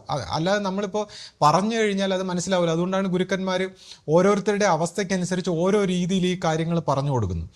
അപ്പോൾ ഈ അഹം ബ്രഹ്മാസ്മിയും അല്ലെങ്കിൽ ഗുരുവിനെ അനുസരിക്കുമ്പോൾ എന്താണ് സംഭവിക്കുന്നതെന്ന് ചോദിക്കുമ്പോൾ, ഇപ്പോൾ നമ്മുടെ ഒരു ആശ്രമ സ്വഭാവത്തിൽ ശ്രദ്ധിച്ചു കഴിഞ്ഞാൽ, ഇപ്പോൾ ശിഷ്യപൂജിത അഭിവന്ദ്യ ശിഷ്യപൂജിത ഗുരുവിൻ്റെ ഒരു കാലഘട്ടത്തിൽ നമ്മൾ ശ്രദ്ധിച്ചു കഴിഞ്ഞാൽ എങ്ങനെ ഈ ഈ ഗുരുസ്ഥാനത്തേക്ക് ഉയർന്നു. അപ്പോൾ നമ്മൾ വിചാരിക്കും ഇപ്പോൾ ശിഷ്യപൂജിതയുടെ തപസ്സോ പ്രാർത്ഥനയോ കർമ്മമോ മറ്റ് പ്രവൃത്തികളോ അല്ലെങ്കിൽ ജന്മം കൊണ്ടുള്ള വലിപ്പമോ ഇതാണോ സത്യം പറഞ്ഞ ആ ഗുരു അവസ്ഥയിൽ ഗുരുബോധത്തിലേക്ക് ലയിപ്പിച്ചത്? ഒരു മനുഷ്യൻ്റെ പ്രയത്നങ്ങളാണോ എത്തിച്ചത്? മനുഷ്യൻ്റെ പ്രയത്നങ്ങൾ അവിടെ ഉണ്ട്, അതിനെ നമ്മളൊന്നും പറയുന്നില്ല. മനുഷ്യൻ്റെ പ്രയത്നങ്ങൾ വളരെ വാല്യുബിളാണ്. പക്ഷേ ഇവിടെ നമ്മുടെ ഗുരു സംസാരിച്ചിരിക്കുന്നത് ഗുരുവിന് ഈ ദൈവികമായിട്ടുള്ള ഒരു തലത്തിലേക്കുള്ള ഒരു വികാസം, ആന്തരികമായ കോൺഷ്യസ്നെസ്സിൽ ആ ദൈവികമായ ഒരു തലവുമായിട്ടുള്ള ഒരു ബന്ധം ഗുരുവിനെ ഉണ്ടായ ഒരു കാലഘട്ടത്തിൽ ഗുരു പറഞ്ഞത്, ഞാൻ ഇതിനു വേണ്ടി ഒന്നും ചെയ്തിട്ടില്ല, അതൊരു ദൈവത്തിൻ്റെ കാരുണ്യമായിട്ട് ഇതെനിക്ക് കിട്ടിയതാണ്, അതാണ് ഞാൻ നിങ്ങളോട് ഷെയർ ചെയ്യുന്നതെന്നാണ് ഗുരു പറഞ്ഞത്. അതായത് ഗുരുവിൻ്റെ ജീവിതം നമ്മൾ നോക്കുമ്പോൾ ഏതൊക്കെ ജന്മങ്ങൾ ശിഷ്യന്മാരെടുത്ത് നോക്കുമ്പോൾ ഇത്രയും ത്യാഗപൂർണമായ, ഇത്രയും മഹത്തരമായിട്ടുള്ള, അല്ലെങ്കിൽ ഇത്രയും ഒരു സമ്പൂർണമായ ഒരു ജീവിതം നമുക്ക് കാണാൻ കഴിയുന്നില്ല. പക്ഷേ എന്നിട്ട് പോലും ഗുരു പറയുന്നു ആ ദൈവികമായ ഒരു കനിവിൻ്റെ മുമ്പിൽ ഇതിനൊന്നും ഒരു വാല്യൂ ഇല്ല എന്ന് പറയുന്നു. ഇപ്പോൾ മഹാഭാരതം ശ്രദ്ധിച്ചു കഴിഞ്ഞാൽ അതിനകത്ത് ഭഗവത്ഗീതയിൽ വ്യാസഭഗവാൻ ശ്രീകൃഷ്ണനെ പരമാത്മാവിൻ്റെ റെപ്രസെൻറ്റേറ്റീവ് ആയിട്ട് അദ്ദേഹം അതിനെ വ്യാഖ്യാനിക്കുകയാണ്. അപ്പോൾ അദ്ദേഹം പറയുന്നു, ഈ സൃഷ്ടിക്കപ്പെട്ട ഈ പ്രപഞ്ചം ഇതെല്ലാം ദൈവത്തിൻ്റെ ഒരു അംശം മാത്രമേ ആകുന്നുള്ളൂ എന്നുള്ളത്. അപ്പോൾ സയൻറ്റിഫിക്കായിട്ടും ഇപ്പോൾ നമ്മൾ പറയുന്നു വിസിബിൾ ആയിട്ടുള്ള യൂണിവേഴ്സിനേക്കാൾ വളരെ വലുതാണ് ഈ വിസിബിൾ അല്ലാത്ത ഡാർക്ക് ആയിട്ടുള്ള ഒരു, നമുക്ക് ഇതുവരെ കോംപ്രിഹെൻഡ് ചെയ്യാൻ പറ്റാത്തൊരു തലം. അപ്പോൾ ഇതെല്ലാം വളരെ നിസ്സാരമായിട്ടാണ് ഗുരുക്കന്മാർ ആ ഡിവൈൻ ആയിട്ടുള്ള ഒരു സ്ഫിയറുമായിട്ട് കമ്പയർ ചെയ്യുമ്പോൾ ഇതെല്ലാം നിസ്സാരം. അപ്പോൾ ശിഷ്യപൂജിതയുടെ ഈ പ്രവർത്തനങ്ങളോ അല്ലെങ്കിൽ മറ്റ് കാര്യങ്ങളോ അല്ല. എന്താണ് ശിഷ്യപൂജിതയെ ഗുരുസ്ഥാനത്തേക്ക് ഉയർത്തിയത്? ഗുരുവാക്കനുസരിച്ചു. ഗുരുവിൻ്റെ വാക്കനുസരിച്ച്, ഗുരുവിൻ്റെ വാക്ക് അതുപോലെ അനുസരിച്ചപ്പോൾ ഗുരുവായി മാറി. അപ്പോൾ നമ്മൾ ചിന്തിക്കുക അതെങ്ങനെ, അത് അങ്ങനെയാണെങ്കിൽ അത് വളരെ ഈസി ആയിരിക്കില്ലേ? അപ്പോഴാണ് ഈ പറയുന്ന ഒരു ഹയസ്റ്റ് തലത്തിലുള്ള ഒരു ഗുരുവിൻ്റെ വാക്ക് അനുസരിക്കുക എന്ന് പറഞ്ഞാൽ അത്ര ഈസി ആയിട്ടുള്ളൊരു കാര്യമല്ല. നമ്മളിപ്പോൾ നമ്മുടെയൊക്കെ നിത്യജീവിതത്തിലെ ചെറിയ ചില കാര്യങ്ങളൊക്കെ പറഞ്ഞിട്ട് അതിനെ വാക്കനുസരിക്കുന്നതിനെ കുറിച്ചാണ് നമ്മൾ പൊതുവെ എല്ലാവരും കരുതുന്നത്. അതുപോലത്തെ കാര്യങ്ങൾ എന്തെങ്കിലും ചോദിച്ചും പറയും ചെയ്യാമെന്നുള്ള. പക്ഷേ ആത്മീയമായി ഗുരുശിഷ്യ ബന്ധത്തിൽ ജീവിക്കുമ്പോൾ, ഗുരുവിനോടൊപ്പം നിൽക്കുമ്പോൾ, ആ ഒരു ആശ്രമ സ്വഭാവത്തിലുള്ള അടുത്തുള്ള ശിഷ്യ സമൂഹത്തെ സംബന്ധിച്ച് ഗുരുവിൻ്റെ വാക്കുകൾ ആക്ച്വലി ശിഷ്യന്മാരെ സമൂലമായിട്ട് പരിവർത്തനം വരുത്തി ആ ദൈവികമായ ബോധത്തിലേക്ക് ലയിപ്പിക്കുന്നതുമായിട്ട് ബന്ധപ്പെട്ടാണ്. അവരുടെ സകലമായിട്ടുള്ള അൺകോൺഷ്യസ് ബാരിയേഴ്സിനെയും പൊട്ടിച്ച്, കാരണം ഒരു ഗുരുവിന് മാത്രമേ അറിയാവൂ ഒരു ശിഷ്യൻ്റെ ഈ അൺകോൺഷ്യസ് ആയിട്ടുള്ള ഏതൊക്കെ തലങ്ങൾ ഏതൊക്കെ രീതിയിൽ ഓപ്പൺ ചെയ്ത് കൊടുത്താൽ മാത്രമേ അയാൾക്ക് ഈ ദൈവികമായിട്ടുള്ള ഒരു തലത്തിലേക്ക് വികസിക്കാൻ പറ്റുമെന്ന് മനസ്സിലാക്കുന്ന ഒരു ഗുരു ഓരോ പ്രാവശ്യവും അയാൾക്ക് കൊടുക്കുന്ന വാക്ക്, അത് ഭൗതികമായിട്ട് അദ്ദേഹത്തിന് അത് ശരിയായിട്ടോ തെറ്റായിട്ടോ, അല്ലെങ്കിൽ അത് അനുസരിക്കാൻ ഏതെല്ലാം രീതിയിൽ വിഷമമുണ്ട് അല്ലെങ്കിൽ ദുഃഖമുണ്ട്, അങ്ങനെ ഏതൊക്കെ തലത്തിൽ കൂടെ അയാൾ അത് കടന്നുപോയി ആ വാക്ക് അനുസരിച്ച് വരുമ്പോൾ അത് അത്രയും ബുദ്ധിമുട്ടാണ്. അങ്ങനെ അനുസരിച്ച് വരുമ്പോൾ അത് ഈ അനുസരണ എന്ന് പറയുമ്പോൾ ചുമ്മാ ആരുടെയെങ്കിലും വാക്ക് അനുസരിക്കുന്നതിനെ കുറിച്ചല്ല, ഇത്രയും സുപ്രീം കോൺഷ്യസ്നെസ്സിലുള്ള ഒരു ഗുരുവിൻ്റെ വാക്ക് അനുസരിക്കുമ്പോൾ ആ ഗുരുബോധത്തിലേക്ക് ലയിക്കുന്നു. അപ്പോൾ ഇപ്പം നമ്മളിവിടെ വാക്കാണ് സത്യം, സത്യമാണ് ഗുരു, ഗുരുവാണ് ദൈവം എന്ന് പറയുമ്പോൾ നമ്മളിപ്പോൾ ഇവിടെ പല തരത്തിലുള്ള വിശദീകരണങ്ങൾ, ഇപ്പോൾ ഓരോ കാര്യത്തിനും നമുക്ക് പല രീതിയിൽ വിശദീകരണങ്ങൾ കൊടുക്കാം. അതെല്ലാം അതിൻ്റെതായ ശരികളും ഉണ്ട്. അപ്പം ഇവിടെ ഇപ്പോൾ ഈ കാര്യവുമായിട്ട് ബന്ധപ്പെട്ട് ഈ വാക്കാണ് സത്യം, സത്യമാണ് ഗുരു, ഗുരുവാണ് ദൈവം എന്നൊക്കെ പറയുമ്പോൾ ഇതിൻ്റെ ഒരു ഡയമെൻഷനിലുള്ള ഇതിൻ്റെ ഒരു അറിവ് എന്താണെന്ന് വെച്ചാൽ, എന്താണ് ഈ വാക്കാണ് സത്യം? ഗുരുവിൻ്റെ വാക്കിലൂടെ ഈ ജാഗ്രൽ സ്വപ്ന സുഷുപ്തികൾ കഴിഞ്ഞിരിക്കുന്ന പ്രപഞ്ചത്തിൻ്റെ ഒരു സത്യം 4th ഡയമെൻഷനിൽ ഈ ഗുരുവാക്കനുസരിച്ച് ജീവിക്കുമ്പോൾ ആദ്യം 4th ഡയമെൻഷനിൽ ഈ പ്രപഞ്ച സത്യം എന്താണെന്ന് മനസ്സിലാക്കും. അതിനുശേഷം ഈ സത്യമായിരിക്കുന്ന തലത്തുനിന്ന് ഈ അന്ധകാരത്തെ മാറ്റുന്ന, അതായത് 7th സ്റ്റേജിലിരിക്കുന്ന ഈ അന്ധകാരത്തെ മാറ്റി പ്രകാശം പരത്തുന്ന, ഗുരു എന്ന വാക്കിൻ്റെ അർത്ഥം അന്ധകാരത്തെ മാറ്റി പ്രകാശം പരത്തി ജ്ഞാനം തരുന്ന അസ്തിത്വം എന്നുള്ളതാണ്. ഒരു വ്യക്തി എന്നതിനേക്കാൾ ഉപരി അന്ധകാരത്തെ മാറ്റി ജ്ഞാനം ജ്ഞാനം വരുത്തുന്ന പ്രകാശം. അപ്പോൾ ആദ്യം വാക്ക് അനുസരിച്ച് ശീലിക്കുന്ന വ്യക്തി പ്രപഞ്ച സത്യം മനസ്സിലാക്കുന്നു. ആ സത്യത്തിലൂടെ ഈ ഗുരു പ്രകാശം പരത്തുന്ന ഗുരുവിനെ അറിയുന്നു. അതിനുശേഷം ഈ പ്രകാശം പരത്തുന്ന ഗുരു ദൈവമായിട്ട് പരിണമിച്ചിരിക്കുന്നത് എങ്ങനെയാണെന്ന് ആ സമ്പൂർണമായ ദൈവികതയിലേക്ക് പോകുന്നു. അതായത് വാക്കനുസരിച്ച് തുടങ്ങുമ്പോൾ ഈ മെറ്റീരിയലിസ്റ്റിക് തലത്തിലിരിക്കുന്ന ഒരു ജീവൻ, ഒരു വ്യക്തി വാക്കിലൂടെ ആ പ്രപഞ്ചത്തിൻ്റെ സത്യം എന്താണെന്ന് മനസ്സിലായി, സത്യത്തിലൂടെ അതിനെ പ്രകാശിപ്പിക്കുന്ന ഗുരു എന്താണെന്ന് മനസ്സിലായി, ജ്ഞാനം നൽകുന്ന ഗുരു എന്താണെന്ന് മനസ്സിലായി, ആ ഗുരുവിലൂടെ ദൈവബോധത്തിലേക്ക് പരിണമിക്കുന്ന ഒരു വഴി. അപ്പോൾ ഒന്ന് ആലോചിച്ച് നോക്കി, അനുസരണ, ആ ദൈവബോധത്തിലിരിക്കുന്ന ഗുരുവിനെ അനുസരിക്കുമ്പോൾ ആ ഗുരുവായിട്ട് മാറുന്നു. അപ്പോൾ എല്ലാവരും വിചാരിക്കുന്ന ഈ ഗുരുവായിട്ട് മാറുന്ന ഏതോ വ്യക്തി സ്വഭാവത്തിൽ എന്തോ അറിവോ, അല്ലെങ്കിൽ നമ്മൾ ഈ സംസാരിക്കുന്ന ചില കാര്യങ്ങളോ ഫിലോസഫിയോ അല്ലെങ്കിൽ വാചക കസർത്തോ അതാണ് അറിവെന്നാണ് നമ്മൾ വിചാരിക്കുന്നത്. യഥാർത്ഥ അറിവ്, ഈ പ്രപഞ്ചത്തിൻ്റെ രഹസ്യമായ ഗുഹ്യതരമായിരിക്കുന്ന അറിവുകളും ഈ പ്രകാശം പരത്തുന്ന ജ്ഞാനവും ആ ദൈവികമായ ഒരു സത്യവും അപ്പോൾ ഇതിലേക്ക് പരിണമിക്കുന്നു. അപ്പോൾ ഈ പ്രകാശം പരത്തുന്ന ഗുരുവായിട്ട് മാറുക എന്ന് പറഞ്ഞാൽ പ്രകാശം പരത്തുന്ന വ്യക്തിത്വമായി മാറുക എന്നാണ് അതിൻ്റെ അർത്ഥം. ഗുരുവായിട്ട് മാറുക, അല്ലാതെ അറിവുണ്ടാക്കുന്ന ഒരു വ്യക്തിയല്ല, പ്രകാശം പരത്തുന്ന വ്യക്തി. അപ്പോൾ അഭിവന്ദ്യ ശിഷ്യപൂജിതയിൽ നിന്ന് പോലും എൻ്റെ അടുത്ത് ഞാനൊക്കെ സംസാരിക്കുമ്പോൾ പലരും വലിയ ഫിലോസഫികളും തത്വചിന്തകളും വേദാന്തങ്ങളും ഒക്കെ എക്സ്പെക്ട് ചെയ്യുന്നു. എൻ്റെ അടുത്ത് ഈ അടുത്ത കാലത്ത് തന്നെ ഒരാൾ ചോദിച്ചു, വേദാന്ത സ്വഭാവത്തിലുള്ള അറിവുകളും മറ്റു രീതിയിലൊക്കെ എന്താണ് സംസാരിക്കാത്തത്? വേദാന്ത സ്വഭാവത്തിലും ഈ പറയുന്ന കാര്യങ്ങളെല്ലാം നമ്മളെ ഈ പറയുന്ന അൺകോൺഷ്യസ് തലത്തിൽ കുറേ അറിവെന്ന് നമ്മൾ കരുതുന്ന തെറ്റിദ്ധാരണയിൽ പെടുത്തുമ്പോൾ ഗുരു പ്രകാശം പരത്തുന്നതാണ്. ഈ പ്രകാശം കൊണ്ട് നമ്മുടെ അൺകോൺഷ്യസ് ആയിട്ടുള്ള തലങ്ങളെല്ലാം തുറന്ന് നമ്മളെ ദൈവബോധത്തിലേക്ക് എത്തിക്കുന്നു. അപ്പോൾ അങ്ങനെയാണ് ഈ വാക്ക് അനുസരിച്ചുകൊണ്ട് ഉയരേണ്ടത്. അതുകൊണ്ടാണ് ഗുരു ഈ അനുസരണയ്ക്ക് സ്നേഹത്തിനേക്കാളും ഉയർന്ന, സ്നേഹമാണ് ഏറ്റവും ഉത്തമമായ സത്യം, പക്ഷേ അതിനേക്കാളും മുകളിലാണ് അനുസരണ എന്ന് ഗുരു പറയാനുള്ളൊരു കാരണം ഇങ്ങനെ ഒരു പരിണാമം. അതായത് ആശ്രമ സ്വഭാവത്തിൽ അല്ലെങ്കിൽ ഗുരുമാർഗത്തിൽ വാക്കാണ് സത്യം, സത്യമാണ് ഗുരു, ഗുരുവാണ് ദൈവമെന്ന് അവനവൻ സ്വന്തം ജീവിതത്തിലാണ് സാക്ഷാത്കരിക്കുന്നത്. ഈ സത്യത്തെ അവനവൻ്റെ ജീവിതത്തിൻ്റെ പരിണാമം കൊണ്ട് സത്യമായ സ്വഭാവം മനസ്സിലാക്കി ജ്ഞാനം നേടി പ്രകാശം കൊണ്ടുവന്ന് ദൈവബോധത്തിൽ അണയുന്ന ഒരു വഴിയാണ്. അത് അകത്ത് നിന്ന് അകത്തിലേക്കാണ്, പക്ഷേ അകവും പുറവും എല്ലാം തുറക്കുന്ന സത്യത്തെ അറിഞ്ഞുകൊണ്ടാണ്. അപ്പോൾ ഇതൊരു വളരെ മിസ്റ്റിക്കലായിട്ടുള്ള ഒരു രഹസ്യമാണ്. ഇതൊരു ബുദ്ധിയുടെ ഒരു തലങ്ങൾ, ഓരോ തലങ്ങളിലും പ്രത്യേകമായിട്ടുള്ളൊരു ബുദ്ധിയാണ് നമുക്ക് തുറക്കുന്നത്. അപ്പോൾ ഇതെല്ലാം ഇങ്ങനെ തുറന്നുകൊണ്ട് തിരിച്ചറിയുന്നൊരു വഴിയാണ്. അപ്പോൾ ഇതാണ് ഈ ഗുരുമാർഗവും ഈ പറയുന്ന അഹം ബ്രഹ്മാസ്മി എന്ന് പറയുന്ന തലത്തിൽ. ഇപ്പോൾ അഹം ബ്രഹ്മാസ്മി എന്ന് അവർ ഈ പറയുന്നത് പോലെയൊക്കെ പറഞ്ഞുകൊണ്ടിരുന്നാൽ നമ്മൾ അൺകോൺഷ്യസ് ആയിട്ടുള്ള ഒരു തലത്തിലിരുന്ന് ഞാനാണ് ദൈവം, ഇവർ പറയുന്നു, വന്നിട്ട് എന്നോട് പലരും പറയും ഞാനാണ് ദൈവം എന്നൊക്കെ സാക്ഷാത്കരിക്കുന്നു.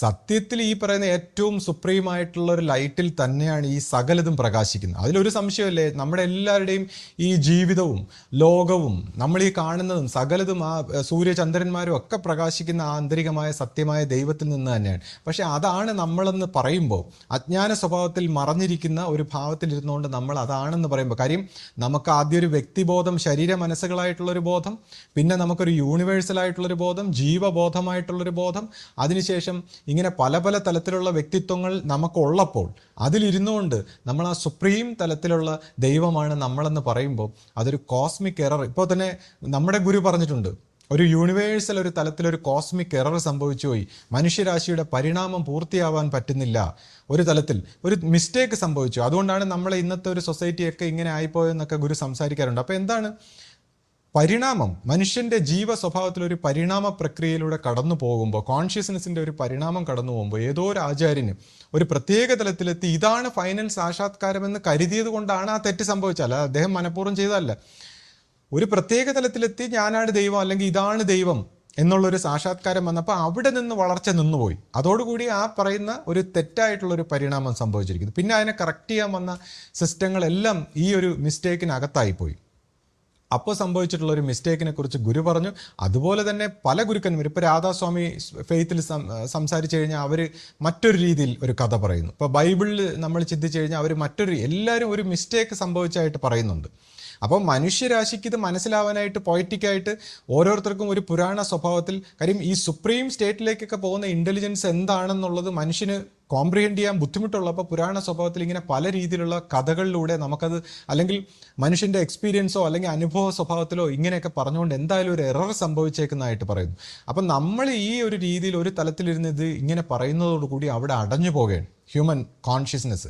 അതേസമയം ആ സത്യമായിട്ടിരിക്കുന്ന പ്രകാശ സ്വഭാവത്തിലിരിക്കുന്ന ദൈവം അനേകമായിട്ട് സ്പ്ലിറ്റായി, അല്ലെങ്കിൽ ഓരോ പരിണാമ ചക്രത്തിലൂടെയും സ്വയം സാക്ഷാത്കരിക്കുന്ന ഒരു കാര്യത്തെ, അല്ലെങ്കിൽ അതാണ് അതിൻ്റെ ഒരു ഡെസ്റ്റിനി ആയിട്ട്, അതിൻ്റെ ഒരു പൂർണ്ണതയായിട്ട്, സ്വയം ആ സത്യമായിട്ടുള്ള ഒരു ബോധമായിട്ട് ഓരോന്നും സാക്ഷാത്കരിക്കുന്ന ഒരു കാര്യത്തെ നമ്മൾ അങ്ങനെ പറയാൻ പാടില്ല. അപ്പോൾ അതുകൊണ്ടാണ് ഇപ്പം നമ്മുടെ ഗുരുവിനെ സംബന്ധിച്ചാണ് ഇപ്പം നമ്മൾ ശരീര മനസ്സുകളായിട്ടിരിക്കുന്ന ബയോളജിക്കലായിട്ടുള്ള ഈ ഒരു എൻറ്റിറ്റി, അല്ലെങ്കിൽ ഈ ഒരു അസ്തിത്വത്തിൻ്റെ തലത്തിലിരുന്ന് സ്വയം ദൈവമാണ്, അല്ലെങ്കിൽ മറ്റൊരു വിഷയത്തിലൊക്കെ പറഞ്ഞാൽ വെറും ഒരു ഇൻഡിവിജ്വാലിറ്റിയെ പോലും ബ്രേക്ക് ചെയ്യാൻ പറ്റില്ല എന്നുള്ളതാണ്. അപ്പോൾ ഇതിനെക്കുറിച്ച് നമ്മൾ വളരെ കെയർഫുൾ ആയിരിക്കണം. ഇപ്പോൾ സുപ്രീം ഗോഡിനെ സാക്ഷാത്കരിച്ച ഗുരുവിലൂടെ, അല്ലെങ്കിൽ ഗുരുവാക്ക് അനുസരിക്കുമ്പോൾ നമ്മൾ ആ സുപ്രീം ഗോഡിനെ തന്നെയാണ് സാക്ഷാത്കരിക്കുന്നത് എന്നുള്ളതല്ലേ.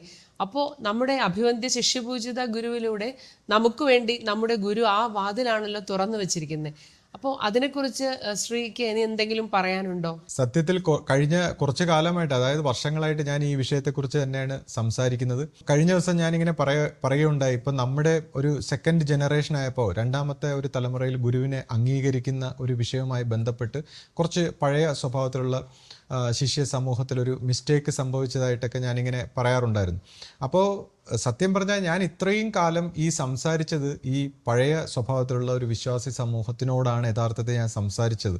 കാരണം പുതിയ ഒരു തലമുറയോട് സംസാരിക്കാൻ എനിക്ക് കഴിഞ്ഞിട്ടില്ല. കാരണം പുതിയ ഒരു തലമുറയോട് സംസാരിക്കുന്ന രീതിയിൽ സംസാരിക്കാനോ അല്ലെങ്കിൽ അവരെക്കുറിച്ച് ഞാൻ ചിന്തിച്ചിട്ട് പോലും ഇല്ല എന്നുള്ളതാണ്. എൻ്റെ സകല പ്രയത്നവും ഈ പഴയ സ്വഭാവത്തിലുള്ള നമ്മുടെ ഒരു തലമുറയിൽപ്പെട്ട, നമ്മുടെ അച്ഛനമ്മമാരുടെയൊക്കെ തലമുറയിൽപ്പെട്ട കുറച്ച് പേർക്കെങ്കിലും അങ്ങനെ ഒരു മിസ്റ്റേക്ക് സംഭവിച്ചിട്ടുണ്ടെങ്കിൽ അവരും കൂടെ ഈ ശരിയായ ഒരു വഴിയിൽ വരണമെന്നുള്ള അർത്ഥത്തിലാണ് ഞാൻ ഇതുവരെ സംസാരിച്ചിട്ടുള്ളത്. കാരണം എന്തുകൊണ്ടോ നമ്മുടെ ഒരു വിഷമം നമ്മളെ കൊണ്ട് അങ്ങനെ സംസാരിപ്പിച്ചുകൊണ്ടേയിരുന്നു. എല്ലാവരും ആ ഒറ്റക്കെട്ടായിട്ട് ഈ ഒരു സത്യത്തെ, അല്ലെങ്കിൽ ഗുരുമാർഗങ്ങൾ എങ്ങനെയാണ് പരിണമിക്കുന്നത് എന്നുള്ളൊരു വശത്തെ മനസ്സിലാക്കിയാൽ കൊള്ളാമെന്നുള്ള അർത്ഥത്തിലാണ് ഞാനിങ്ങനെ സംസാരിച്ചത്. ഇപ്പോൾ തന്നെ ഞാൻ ഈ പലപ്പോഴും ഈ ഗഹനമായിട്ടുള്ള ആത്മീയ വിഷയങ്ങളൊക്കെ സംസാരിക്കുമ്പോൾ എന്തിനാണ് ഇങ്ങനെ പബ്ലിക്കായിട്ടൊക്കെ വന്നിരുന്ന് ഇങ്ങനെയുള്ള വിഷയങ്ങൾ സംസാരിക്കുന്നത് എന്നൊക്കെ പലരും ചോദിക്കുമ്പോൾ, ഗുരു പോലും ഇതൊക്കെ ഇങ്ങനെ ഇത്രയും കൂടുതലൊന്നും പറഞ്ഞിട്ടില്ലല്ലോ. വളരെ പ്രാക്ടിക്കലായിട്ടുള്ള, നമുക്ക് വേണ്ടപ്പെട്ടുള്ള, നമുക്ക് ഗൃഹസ്ഥാശ്രമികളും മറ്റുള്ളവരൊക്കെ പാലിച്ച് ജീവിക്കേണ്ട ധർമ്മങ്ങളെക്കുറിച്ചൊക്കെ അല്ലേ ഗുരു നമ്മളെ കൂടുതലും എപ്പോഴും ഓർമ്മിപ്പിച്ചത്. നിങ്ങൾ ഈ വേദാന്തം പോലെയൊക്കെ സംസാരിക്കുന്ന എന്തിനെന്നൊക്കെ ചോദിച്ചിട്ടുണ്ട്. പക്ഷേ ഞാൻ ഈ മിസ്റ്റേക്ക് ഒന്ന് കൺവിൻസ് ചെയ്യിക്കാൻ വേണ്ടി, കാര്യം എന്തുകൊണ്ട് എങ്ങനെ ഈ കോൺഷ്യസ്നെസ്സിൽ പരിണാമം വന്ന് ഈ ഗുരുബോധത്തിലേക്ക് ഒരാൾ ലയിക്കുന്നു, അല്ലെങ്കിൽ വ്യക്തിബോധം ഐഡൻറ്റിറ്റിയൊക്കെ മാറിയിട്ട് സംഭവിക്കുന്നു എന്ന് ബോധ്യപ്പെടുത്താനാണ് ഞാൻ ഈ വേദാന്ത സ്വഭാവത്തിലൊക്കെ ഉള്ള കാര്യങ്ങൾ, ഈ കടുകട്ടി ആത്മീയതയും മറ്റു കാര്യങ്ങളൊക്കെ പറഞ്ഞു. അല്ലെങ്കിൽ ഞാനിതൊന്നും പറയാൻ ആഗ്രഹിക്കുന്നില്ല. അല്ലെങ്കിൽ ഒരു പുതിയ തലമുറയോട് സംസാരിക്കുമ്പോൾ നമ്മൾ ഈ രീതിയിലല്ല പ്രസൻറ്റ് ചെയ്യാൻ ആഗ്രഹിക്കുന്നത്. അപ്പം ഞാൻ ആ പഴയ സ്വഭാവത്തിലുള്ള വ്യക്തികൾ ഇത് മനസ്സിലാക്കണമെന്ന് വിചാരിച്ചു. അപ്പോൾ ഒരുപാട് പേർക്ക് മനസ്സിലായതായിട്ട് പലരും എന്നോട് സംസാരിച്ചപ്പോൾ, ആശയോടൊക്കെ സംസാരിക്കാറുണ്ട്. പല ആൾക്കാർക്കും അതിൻ്റെ ഒരു കൺഫ്യൂഷനൊക്കെ മാറി ഒരുവിധം ഒരു നോർമൽ ലെവലിൽ സംഭവിച്ച മിസ്റ്റേക്കൊക്കെ ഉള്ള, അല്ലെങ്കിൽ ആ രീതിയിൽ അടഞ്ഞു പോയിട്ടുള്ളവരെ സംബന്ധിച്ച് ഇത് മാറി. എന്നാൽ വളരെ ഡീപ്പ് റൂട്ടഡ് ആയിട്ട് സ്വന്തം മനസ്സിനെ വിശ്വസിക്കുന്ന വ്യക്തികളെ സംബന്ധിച്ച് ഇപ്പോഴും ഇത് മാറിയിട്ടില്ല എന്നുള്ളതാണ്. അപ്പോൾ അവരെ സംബന്ധിച്ച് ഇപ്പോഴും ഒരു ഡേഞ്ചറസ് സിറ്റുവേഷനിലാണ്. അവർ വീണ്ടും അവരുടെ മനസ്സിനെ തന്നെ വിശ്വസിക്കുന്നു എന്നുള്ളതാണ്. അതായത് അവർക്ക് എല്ലാ നരകവും നൽകിയ, എല്ലാ ഹെല്ലും കൊടുത്തിട്ടുള്ള, സംശയിപ്പിച്ചും അവരെ ഡിസ്റ്റർബ് ചെയ്തും അവരുടെ ജീവിതത്തിനെ നരകസമാനമാക്കിയിട്ടുള്ള ആ മനസ്സിനെ തന്നെ അവർ വിശ്വസിച്ചുകൊണ്ടിരിക്കുകയാണ്. ഇപ്പോൾ കഴിഞ്ഞ ദിവസം പോലും ഞാനൊരു ഫ്രണ്ടിനോട് സംസാരിക്കുമ്പോൾ അദ്ദേഹം പല പ്രാവശ്യം പറഞ്ഞിട്ടുണ്ട് അദ്ദേഹത്തിൻ്റെ ജീവിതത്തിൽ ഞാനൊരു ടേണിംഗ് പോയിന്റ് ആയിരുന്നു. അതായത് എന്നോട് സംസാരിക്കുമ്പോൾ അദ്ദേഹത്തിന് ഒരു കംപ്ലീറ്റ് ആയിട്ടുള്ളൊരു ട്രാൻസ്ഫോർമേഷൻ ഉണ്ടായി എന്നൊക്കെ പറയുമ്പോഴും ഞാൻ ഈ ഗുരുമാർഗത്തെക്കുറിച്ച് സംസാരിക്കുമ്പോൾ അദ്ദേഹവും ഒരു മടി കാണിച്ച് നിൽക്കുകയാണ്. അപ്പം ഞാൻ പറഞ്ഞു, പലപ്പോഴും ഞാൻ അദ്ദേഹത്തോട് കഴിഞ്ഞ ദിവസം പറഞ്ഞു, നമ്മുടെ ഒരു പരമ്പരയെ സംബന്ധിച്ച് ഒരു ബ്രഹ്മശാപം കിട്ടുന്ന പോലെ ഒരു അടുത്ത സ്റ്റേജിലാണ്. കാരണം ഒരു സെക്കൻഡ് ജനറേഷനിൽ ഒരു ഗുരുവിനെ തന്നപ്പോൾ നമ്മളത് സ്വീകരിക്കാൻ തയ്യാറല്ല. അത് വളരെ വലിയൊരു മിസ്റ്റേക്കാണ്. ആ ഗുരു എന്ന് പറയുന്ന ആ ഒരു സത്യത്തിലേക്ക് പരിണമിക്കാനുള്ളൊരു പാത അത് ഗുരു തുറന്നു വെച്ചതാണ്. ഗുരുവിൻ്റെ വർക്കെന്ന് പറയുമ്പോൾ തന്നെ ഇങ്ങനെ ഒരു ശിഷ്യനെ ഈ രീതിയിലേക്ക് ഉയർത്തിയെടുക്കുക. കാരണം ഈ ഒരു ഗുരു മനുഷ്യരൂപത്തിലുള്ള ഒരു ഗുരുവിലൂടെ വേണം ഈ ഒരു സത്യത്തിൻ്റെ പ്രകാശം വരണം എന്നുള്ള അർത്ഥത്തിൽ മറ്റു പരമ്പരയിലുള്ള ഗുരു പരമ്പരയിലെല്ലാം ഇങ്ങനെ അടുത്ത തലമുറയെ നയിക്കാൻ ഒരു പൂർണ്ണമായും ജ്ഞാന സ്വഭാവം വിളങ്ങിയ ഒരു ശിഷ്യൻ വരാത്തത് കൊണ്ടാണ് അതെല്ലാം നശിച്ചു പോയെന്നൊക്കെ പറഞ്ഞിട്ടുള്ള നമ്മുടെ ഗുരു ക്രിയേറ്റ് ചെയ്ത ഒരു പാതയാണ് ഈ ഗുരുമാർഗം എന്ന് പറയുന്നത്. അപ്പോൾ അതിനെ തന്നെ തടസ്സപ്പെടുത്തുന്ന ഒരു സ്വഭാവം. അപ്പോൾ ആ വ്യക്തിയോട് പോലും ഞാൻ സംസാരിക്കുമ്പോൾ അദ്ദേഹത്തിന് പോലും അത് പൂർണ്ണമായിട്ട് ഉൾക്കൊള്ളാൻ കഴിയുന്നില്ല. പലരും എന്തോ അവരുടെ ആത്മീയമായിട്ടുള്ള അവരുടെ ഒരു പ്രത്യേകമായിട്ടുള്ള ഒരു സ്റ്റേജിന് എന്തോ മിസ്റ്റേക്കോ അല്ലെങ്കിൽ അവർ മനസ്സിലാക്കുന്ന ഇപ്പോൾ ഗുരുവിൻ്റെ വാണികളിലൂടെ അല്ലെങ്കിൽ ഗുരു സംസാരിച്ചിരിക്കുന്ന ഈ പൊതുവേ നമുക്ക് മനസ്സിലാക്കാൻ വേണ്ടി ലോജിക്കലായിട്ട് മനസ്സിലാക്കിയിരിക്കുന്ന കൺസെപ്റ്റുകളിലൊക്കെ വിശ്വസിക്കുകയാണ്. അതായത് മനുഷ്യൻ്റെ മനസ്സുകൊണ്ട് അവനവൻ ഉണ്ടാക്കി വെച്ചേക്കുന്ന കൺസെപ്റ്റുകൾ. ഇപ്പോൾ ഞാൻ പറഞ്ഞില്ല, ഇപ്പോൾ ചിലർ അഹം ബ്രഹ്മാസ്മി എന്ന് അല്ലെങ്കിൽ ഈ പുരാണ സ്വഭാവത്തിലും ഈ അറിഞ്ഞ സ്വഭാവത്തിലും എല്ലാം മനുഷ്യൻ്റെ മനസ്സിനെ ഒരു പറ്റിക്കുന്ന രീതിയിൽ ഒരു ബാരിയറുണ്ട്. അതുകൊണ്ടാണ് ഈ പ്രപഞ്ച സത്യം എന്നൊക്കെ പറയുന്നത്. ഈ സത്യം എന്താണെന്ന് തിരിച്ചറിയണമെന്നൊക്കെ പറയുന്നതിൻ്റെ കാരണം എന്താണ്? നമുക്ക് നമ്മുടെ സെൻസസ് കൊണ്ടും മൈൻഡ് കൊണ്ടും ഒരു മറ ഉണ്ടാക്കി വെച്ചിരിക്കുകയാണ്. കാരണം അങ്ങനെയാണെങ്കിൽ മാത്രമേ ഈ എക്സിസ്റ്റൻസിൽ നമ്മുടെ ലോക ജീവിതം നടക്കൂ. ഇപ്പോൾ ട്രാൻസ്പാരൻ്റ് ആയിട്ടുള്ളൊരു സത്യമായിട്ടുള്ളൊരു വശം ക്ലിയർ ആക്കി കഴിഞ്ഞാൽ അത് നടക്കില്ല. അപ്പോൾ ഈ ലോക ജീവിതം നടക്കാൻ വേണ്ടി സൃഷ്ടിക്രമമാണ് ഇങ്ങനെ. പക്ഷേ അതിനകത്ത് നമുക്കൊരു ബ്രെയിനും മൈൻഡും ഒക്കെ തന്നപ്പോൾ നമ്മൾ അതിനകത്ത് ലോജിക്കലായിട്ട് എടുത്ത് പല പല കൺസെപ്റ്റുകളിൽ വിശ്വസിച്ചു. ഗുരു പറഞ്ഞ കാര്യങ്ങളെ കുറിച്ച് പോലും ഇപ്പോൾ ഗുരുവിൻ്റെ ആന്തരികത എന്താണ്, ഗുരുവിൻ്റെ ആന്തരികതയിൽ നിന്ന് വരുന്ന വാക്കുകൾ ഗുരു ഏതർത്ഥത്തിൽ സംസാരിക്കുന്നു, ഈ ആന്തരികത മൊത്തം അടഞ്ഞ അജ്ഞാന സ്വഭാവത്തിലിരിക്കുന്ന നമ്മൾ അതിനെക്കുറിച്ച് എന്ത് ഭാവന ചെയ്യുന്നു, ഇത് രണ്ടും രണ്ടാണ്. ഇപ്പോൾ ഞാൻ പോലും ഇപ്പോൾ ഞാൻ റെപ്രസെൻറ്റേറ്റ് ചെയ്യുന്ന എൻ്റെ ബോധമണ്ഡലം ഏത് രീതി വികസിച്ചിരിക്കുന്നു, ഞാൻ ആ ബോധമണ്ഡലത്തിൽ നിന്ന് സംസാരിക്കുന്ന വാക്കുകളെ പോലും മറ്റുള്ളവർ മിസ്അണ്ടർസ്റ്റാൻഡ് ചെയ്യും. കാരണം ഞാൻ അകത്ത് എന്ത് വിചാരിക്കുന്നു, ഞാൻ പറയുന്നത് എന്ത്, മറ്റൊരാൾ കേൾക്കുന്നത് എന്ത്, ഇതിനകത്തെല്ലാം തെറ്റിദ്ധാരണ ഉണ്ടാവുകയാണ്. ഇപ്പം ഞാൻ ചിലപ്പോഴൊക്കെ പറയും, ഞാൻ ഈ സംസാരിക്കുന്ന ഒരു തലത്തിൽ നിന്ന് ചിലപ്പോൾ എൻ്റെ ഗുരുവിൻ്റെ ഒരു പ്രവർത്തനം നടക്കുമെന്ന് പറയുമ്പോൾ നമ്മളിതൊരു അഹങ്കാര സ്വഭാവത്തിലല്ലേ. ആക്ച്വലി നമ്മൾ ഉദ്ദേശിക്കുന്നത് എന്താണെന്ന് വെച്ചാൽ നമുക്ക് ലൈറ്റ് തന്നിരിക്കുന്ന, നമുക്ക് ഈ അറിവ് തന്നിരിക്കുന്ന ആ ഒരു ലൈറ്റ് എന്താണോ ആ ലൈറ്റ് ഇതിലൂടെ പ്രവർത്തിക്കുകയാണെങ്കിൽ ചിലപ്പോൾ മറ്റു മനുഷ്യർക്ക് ഒരു ട്രാൻസ്ഫോർമേഷൻ ഉണ്ടാവും. അല്ലാതെ ഞാനെന്ന് പറയുന്ന വ്യക്തി എന്തെങ്കിലും ചെയ്യുമെന്നല്ല പറയുന്നത്. കാരണം നമ്മുടെ മനസ്സിൻ്റെ ഉള്ളിൽ ഒരു ലൈറ്റ് പ്രവർത്തിക്കുന്നുണ്ടെങ്കിൽ ആ ലൈറ്റാണ് ഈ അറിവും അല്ലെങ്കിൽ ഈ പറഞ്ഞൊരു ക്ലാരിറ്റി തരുന്നെങ്കിൽ ആ ലൈറ്റ് പ്രവർത്തിക്കട്ടെ എന്നാണ് ഞാൻ പറയുന്നത്. എന്തെങ്കിലും സത്യം ഉണ്ടെങ്കിൽ, ഞാൻ പറയുന്നതിൽ എന്തെങ്കിലും സത്യം ഉണ്ടെങ്കിൽ അത് പ്രവർത്തിക്കട്ടെ. അപ്പോൾ അവിടെ ചിലപ്പോൾ ഒരു ഗുരുവിൻ്റെ വർക്ക് നടക്കും. അങ്ങനെയാണ് ഇതുപോലുള്ള വർക്ക് നടക്കുന്നത്. നമ്മൾ എന്തെങ്കിലും, ഞാനെന്ന് പറയുന്ന ഒരു വ്യക്തിക്കൊന്നും ചെയ്യാൻ കഴിയില്ല, പക്ഷെ നമ്മുടെ ആ ലൈറ്റ് ചിലപ്പോൾ പ്രവർത്തിക്കുന്നെങ്കിലോ. കാരണം പലരും എന്നോട് സംസാരിച്ചിട്ടുള്ളപ്പോൾ ഞാൻ പലപ്പോഴും ശ്രദ്ധിച്ചിട്ടുണ്ട്, അവരുടെ ഒരു കൺസെപ്റ്റിനെ അവർ സീരിയസ് ആയിട്ട് വളരെ നല്ല രീതിയിലൊരു ഡിസ്കഷൻ നടത്തുകയാണെങ്കിൽ അവരുടെ മുഴുവൻ കൺസെപ്റ്റ് മാറിയിട്ട് പുതിയൊരു രീതിയിലേക്ക് പരിണമിക്കുന്ന രീതിയിലുള്ള കാര്യങ്ങളാണ് ഞാൻ പറയുന്നത്. അപ്പോൾ പോലും ഇപ്പോൾ എൻ്റെ മനസ്സിൽ, എൻ്റെ ഭാവനയിൽ, എൻ്റെ ആന്തരികതയിലുള്ള കാര്യങ്ങൾ പോലും എനിക്ക് പ്രകടിപ്പിക്കുന്നതിന് ലിമിറ്റേഷനുണ്ട് വാക്കുകളിലൂടെ സംസാരിക്കുന്നതിന്. അപ്പോൾ നമ്മൾ പറയുന്ന കേൾക്കാനോ വിശ്വസിക്കാനോ ഒന്നുമല്ല, ഈ ഒരു ഇന്നർ ലൈറ്റ് തുറന്നെടുക്കാൻ വേണ്ടി മാത്രമാണ് സംസാരിക്കുന്നത്. അതിന് ഗുരുമാർഗം എപ്രകാരം സഹായിക്കുന്നു എന്നാണ് ഞാൻ സംസാരിക്കുന്നത്. അപ്പോൾ അതുകൊണ്ടാണ് ഞാൻ എപ്പോഴും എന്ത് പ്രശ്നങ്ങളുള്ളപ്പോഴും ഞാൻ പറയും ഗുരുവാണ് അതിനൊരു സൊല്യൂഷൻ എന്ന് ഞാൻ പറയുന്നത്. എന്താണെന്ന് വെച്ചാൽ ഗുരുവിനെ ആ രീതിയിൽ കണ്ട് നമ്മൾ വണങ്ങി മനസ്സിലാക്കി എടുത്താൽ മാത്രമേ അതുകൊണ്ട് പ്രയോജനമുള്ളൂ. ഇപ്പോൾ അഭിവന്ധ്യ ശിഷ്യപൂജയ്ക്ക് ആദ്യമായിട്ട് ഇപ്പോൾ ഗുരു ആയുസങ്കല്പത്തിൽ ലയിച്ചതിന് ശേഷം ഇങ്ങനെ ഒരു ഗുരുവിൻ്റെ ഒരു അനുഭവം ഉണ്ടായപ്പോൾ ഗുരുവിനോട് ശിഷ്യപൂജ പറഞ്ഞു, ഗുരുവേ അപ്പോൾ ഇതെല്ലാവർക്കും കൊടുക്കണേ, ഈ അറിവ് എനിക്ക് കിട്ടിയ ഈ ജ്ഞാനം, ഈ അറിവ് അങ്ങ് അപ്പൻ എല്ലാവർക്കും കൊടുക്കണം എന്ന് പറഞ്ഞപ്പോൾ ഗുരു പറഞ്ഞു, അത് എല്ലാവർക്കും അങ്ങനെ കൊടുക്കാൻ പറ്റില്ല, അത് നിന്നിൽ ഏത് രീതിയിൽ സമർപ്പിച്ച് പ്രവർത്തിച്ച് വരുന്നോ അവർക്കാണിത് അവകാശം എന്ന് പറഞ്ഞു. അപ്പോൾ അതെന്തുകൊണ്ടാണ് ഗുരു സ്റ്റാർട്ട് ചെയ്ത് വെച്ച ആ ഒരു ലൈറ്റിൻ്റെ പാതയെ ആര് റെസ്പെക്റ്റ് ചെയ്ത് ബഹുമാനിച്ച് അതിനെ എന്ന് വെച്ചാൽ ആന്തരികമായിട്ടൊരു പരിവർത്തനം വരണം. കാരണം എല്ലാവർക്കും ഈ പറയുന്ന ജ്ഞാനം കൊടുത്തു കഴിഞ്ഞാൽ ഈ ഒരു സ്റ്റേജ് ഓഫ് ജ്ഞാനം കിട്ടിയത് കൊണ്ട് അതല്ല ഈ എവല്യൂഷൻ്റെ അർത്ഥം.